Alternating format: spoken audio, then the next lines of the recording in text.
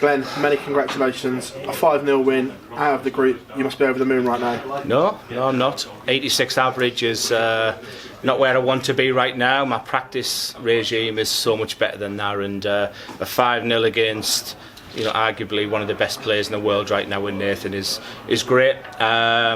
Performance, lots to be desired, and I'm much better than that. And I know Gabriel is going to come with a huge average, and probably what I need right now. Scored very well today, but did I? Yeah, but doubles only down at 27%, which is below what you normally expect. That's been the past 3 months really, and doubles is my strength.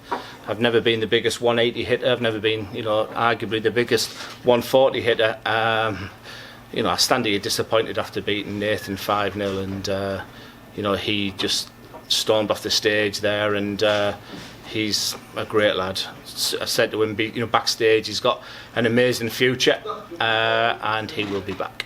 Again, I'm guessing the game Nathan brought today, you were expecting a lot tougher game than what happened. He came on, he said, I think all the crowd's gone home. The crowd had diminished, and I heard people saying Mace, and you heard it was it was a bit like a BDO tournament where you could hear the odd voice here and there, and that makes it really difficult sometimes. And I was 4-0 up, thinking, how on earth am I 4-0 up here? And just getting over the winning line was quite tough. But I know I've got an amazing game in me right now, and I'm probably going to need that against Gabriel. But I should have been out of the tournament.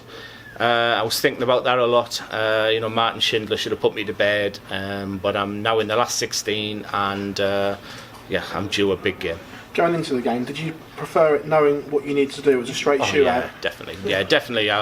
I was wanting Michael Smith to win. I didn't want all the permutations where if you win 5-0, 5-1, lose, like I think Danny Noppert and backstage Ryan Harrington had. I just knew win or lose. But I watched I watched Nathan miss a 9 darter backstage, double 12, and I pretended I didn't see it. So he was so much better than that game that he played there. So yeah. How much pressure was on your shoulders after losing that first game? Is it a nightmare losing that? Oh yeah. After the first game, just immensely disappointed.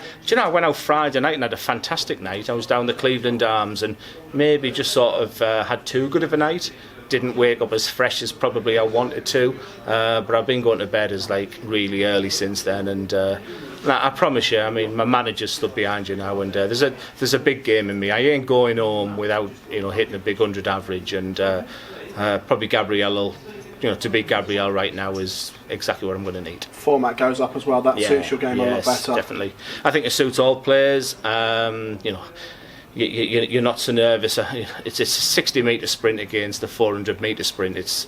That's the equivalent sort of thing now. I feel like I'm in the tournament now, but I ain't going to bed like super happy or anything like that. I'm pleased to be in the latter stages of the tournament, but I want to play better. Can you relax now as well? Yeah, I felt relaxed tonight. I felt relaxed last night. But at 88 average and at 86 average is not where my game is, and the stage is amazing. I'm not really sure why. Maybe I'm putting too much pressure on myself, but I shouldn't be. Many people are saying I shouldn't even be in the tournament, but I think as a Grand Slam you need the BDO Champion in there, and I'm in there. Should have been out against Schindler. And so they're the kind of things that make you think, is it your tournament? So let's see what happens now. Glenn, pleasure as always. Thank you very much. Thank you, Phil. That's all from me.